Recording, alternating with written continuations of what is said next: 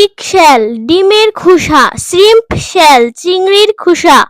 Apple skin আপেলের চামড়া, banana পিল কলার খোসা, ওয়াটারমেলন রাইন্ড তরমুজের খোসা, ব্রেড ক্রাস্ট রুটির বাইরের শক্ত আবরণ, ডুরিয়ান রাইন্ড ডুরিয়ানের শক্ত খোসা,